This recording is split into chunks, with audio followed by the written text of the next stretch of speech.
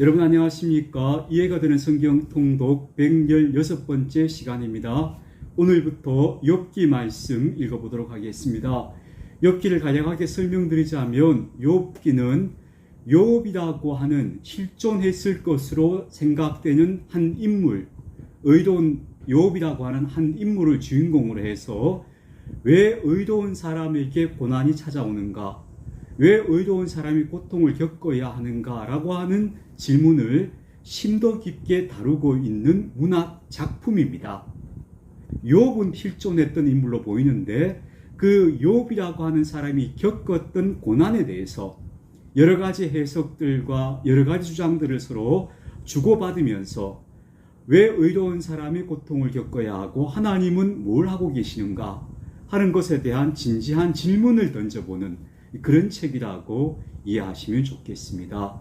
그래서 욥과 세 친구와 나누는 대화 속에는 우리가 보통 고통에 대해서 가지고 있는 인식들이 거기 다 고스란히 담겨져 있고요. 그 속에서 답을 찾아보려고 하는 그런 몸부림이 들어있다. 그렇게 보시면 좋겠습니다.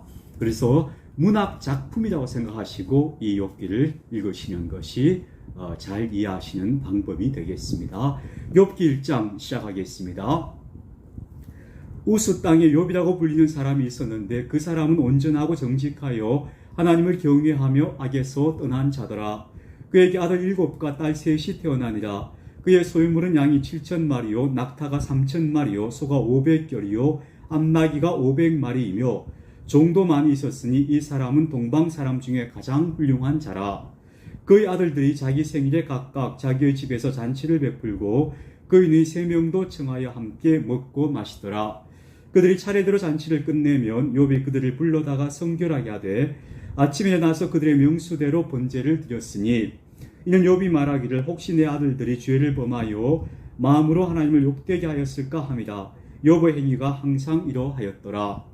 하루는 하나님의 아들들이 와서 여호와 앞에 섰고 사탄도 그들 가운데 온지라.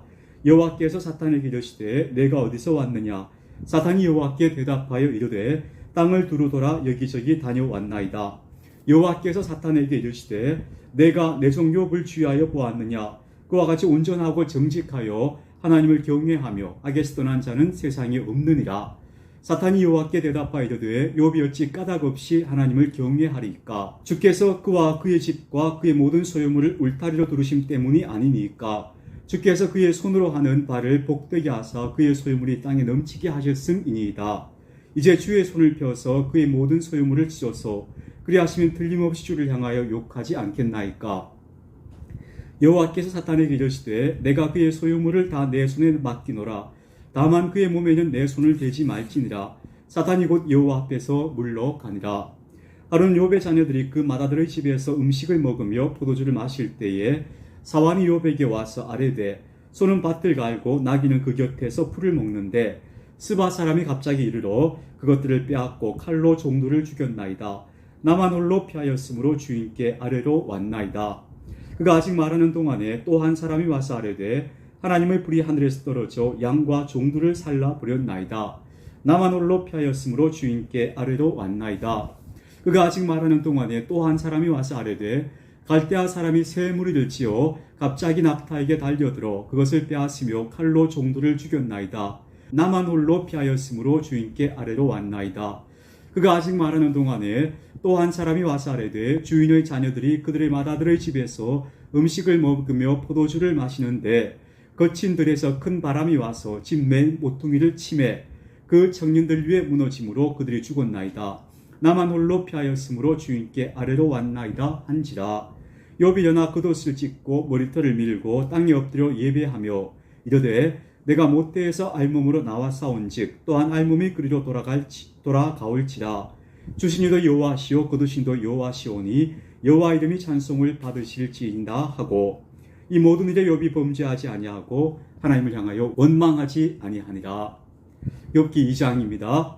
또 하루는 하나님의 아들들이 와서 여호와 앞에 서고 사탄도 그들 가운데 와서 여호와 앞에 서니 여호와께서 사탄에게 이르시되 내가 어디서 왔느냐? 사탄이 여호와께 대답하여 이르되 땅을 두루 돌아 여기저기 다녀왔나이다. 여호와께서 사탄에게 이르시되 내가 내 종 욥을 주의하여 보았느냐? 그와 같이 온전하고 정직하여 하나님을 경외하며 악에서 떠난 자가 세상에 없느니라. 내가 나를 충동하여 까닭 없이 그를 치게 하였어도 그가 여전히 자기의 온전함을 굳게 지켰느니라. 사탄이 여호와께 대답하여 이르되 가죽으로 가죽을 바꾸오니 사람이 그의 모든 소유물로 자기의 생명을 바꾸올지라. 이제 주의 손을 쳐서 그의 뼈와 살을 치소서. 그리하시면 틀림없이 주를 향하여 욕하지 않겠나이까.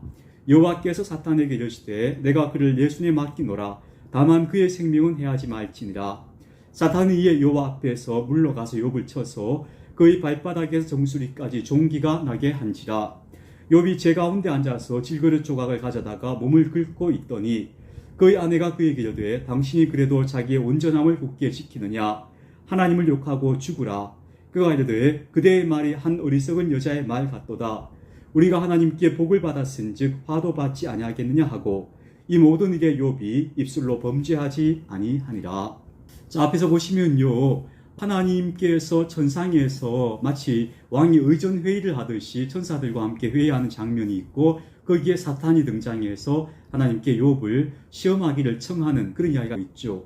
이런 것들이 다 문학적 구성이죠. 실제로 하나님께서 이렇게 왕들이 하듯이 의전 회의를 아침마다 이렇게 조회하듯이 하실 리가 없죠. 하나님 영이신데요. 이런 것들은 다 문학적 표현이라고 보시면 되고요. 한 가지 중요한 것은 사탄조차도 하나님의 허락을 받아야만 일할 수 있다는 것을, 모든 것이 하나님의 권한과 주권 아래 있다는 것을 보여주고 있죠. 그래서 욥에게 가해지는 고통도 바로 이 욥기에서는 욥을 하나님이 시험하시고자 하시는데 사탄을 도구로 사용하시는 하나님의 시험이었다. 이렇게 욥기의 서두는 말해주고 있습니다.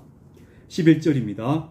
그때 욥의 친구 세 사람이 이 모든 재앙이 그에게 내렸다 함을 듣고 각기 자기 지역에서부터 이르렀으니 곧 대만 사람 엘리바스와 수아 사람 빌닷과 나마 사람 소발이라.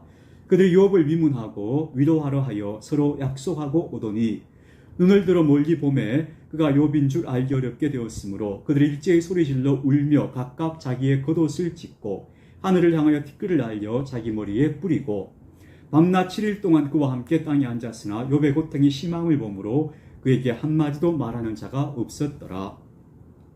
3장입니다. 그 후에 욥이 입을 열어 자기의 생일을 저주하니라.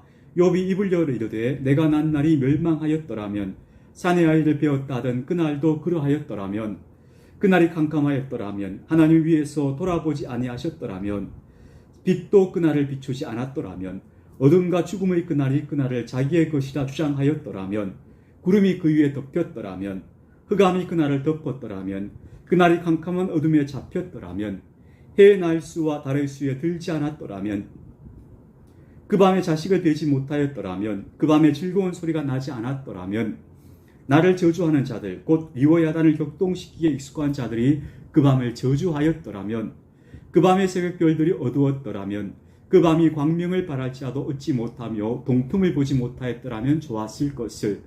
이는 내 모태의 문을 닫지 아니하여 내 눈으로 환란을 보게 하였음이로구나. 어찌하여 내가 태에서 죽어나오지 아니하였던가. 어찌하여 내 어머니가 해산할 때에 내가 숨지지 아니하였던가. 어찌하여 무릎이 나를 받았던가. 어찌하여 내가 젖을 빨았던가. 그렇지 아니하였던들 이제는 내가 평안히 누워서 자고 쉬었을 것이니 자기를 위하여 폐허를 일으킨 세상 임금들과 모사들과 함께 있었을 것이요 혹시 금을 가지고 은으로 집을 채운 고관들과 함께 있었을 것이며 또는 낙태되어 땅에 묻힌 아이처럼 나는 존재하지 않았겠고 빛을 보지 못한 아이들 같았을 것이다. 거기서는 악한 자가 소유를 그치고 거기서는 피곤한 자가 쉼을 얻으며 거기서는 갇힌 자가 다 함께 평안히 있어 감독자의 호통 소리를 듣지 아니하며 거기서는 작은 자와 큰 자가 함께 있고 종이 상전에게서 놓이느니라. 어찌하여 고난당하는 자에게 빛을 주셨으며 마음이 아픈 자에게 생명을 주었는고. 이러한 자는 죽기를 바라도 오지 아니하니 땅을 파고 숨긴 보배를 찾기보다 죽음을 구하는 것을 더하다가 무덤을 찾아 얻으면 심히 기뻐하고 즐거워하나니 하나님에게 둘러싸여 길이 아득한 사람에게 어찌하여 빛을 주셨는고. 나는 음식 앞에서도 탄식이 나며 내가 앓는 소리는 물이 쏟아지는 소리 같구나. 내가 두려워하는 그것이 내게 임하고 내가 무서워하는 그것이 내 몸에 미쳤구나. 나에게는 평안도 없고 안일도 없고 휴식도 없고 다만 불안만 있구나. 욥이 차라리 내가 나지 않아였다면 좋았겠다. 혹은 차라리 지금이라도 죽은 자가 되면 좋겠다. 죽어버리면 차라리 이런 고통을 겪지 않을 수 있지 않느냐 하는 식으로 지금 자신의 고통을 탄식하고 있는 이야기죠. 4장입니다. 대만 사람 엘리바스가 대답하여 이르되 누가 내게 말하면 내가 실증을 내겠느냐?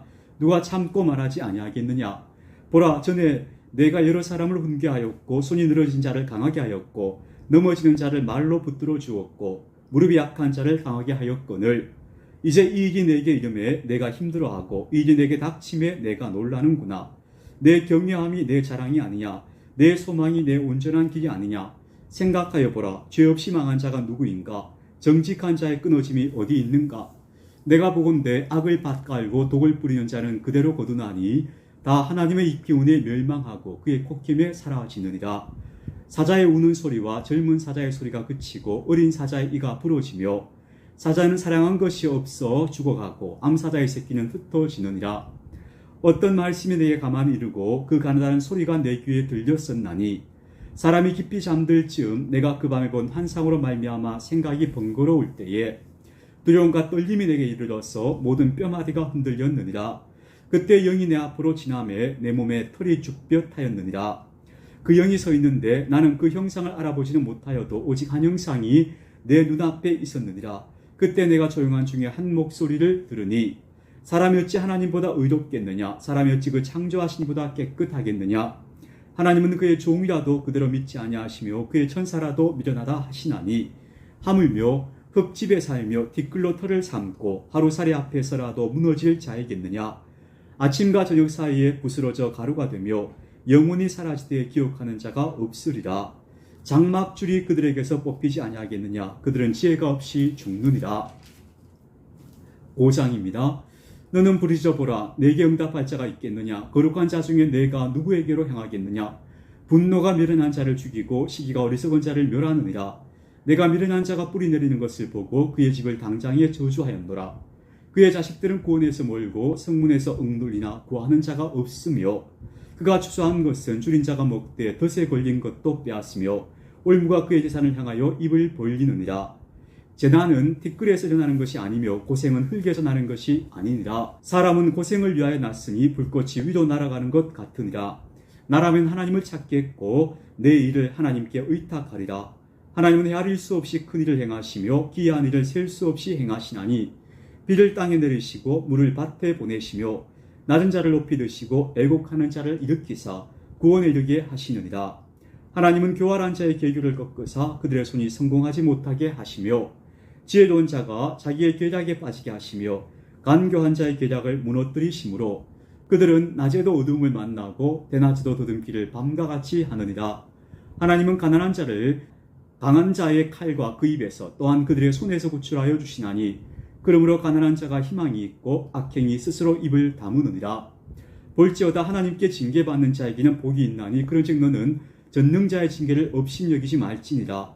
하나님은 아프게 하시다가 싸매시며 상하게 하시다가 그의 손으로 고치시나니 6가지 환난에서 너를 구원하시며 7가지 환난이라도 그 재앙이 내게 미치지 않게 하시며 기근 때의 죽음에서 전쟁 때의 칼의 위협에서 너를 구원하실 터인즉 내가 혀의 채찍을 피하여 숨을 수가 있고 멸망이 올 때에도 두려워하지 아니할 것이라.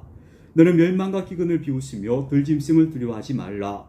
들에 있는 돌이 너와 언약을 맺겠고 들짐승이 너와 화목하게 살 것이니라. 내가 내 장막의 평안함을 알고 내 우리를 살펴도 이런 것이 없을 것이며 내 자손이 많아지며 내 후손이 땅의 풀과 같이 될 줄을 내가 알 것이라. 내가 장수하다가 무덤에 이르리니 마치 곡식단을 제때에 들어올림 같으니라. 볼지어다 우리가 연구한 바가 이와 같으니 너는 들어보라. 그러면 내가 알리라. 욥의 고통당하는 것을 보고 있던 친구들이 7일 동안 그 욥의 고통을 보고 있다가 이제 입을 열어서 욥을 향해서 권면하고 있는 이야기들입니다. 근데 그 이야기는 그야말로 다 맞는 이야기들입니다. 우리가 보기엔 다 옳은 이야기들 하고 있죠. 이 엘리바스가 처음 입을 연 이야기는 그런 것이죠. 죄 없이 고난을 당하는 사람은 없다. 그러니까 이것은 하나님의 징계인 것 같다. 그러니 하나님의 징계를 달게 받고 회개하고 돌이키면 너는 다시 살아날 것이다. 이렇게 욥을 향해서 권면하고 있는 것입니다. 그러나 이 권면은 지금 욥의 상황과 맞지 않고 또 욥에게 조금도 위로가 되지 않습니다. 오늘 우리가 욥기 5장 말씀까지 함께 읽었습니다. 그리스도의 평화가 오늘도 여러분과 함께 하시기를 축복합니다.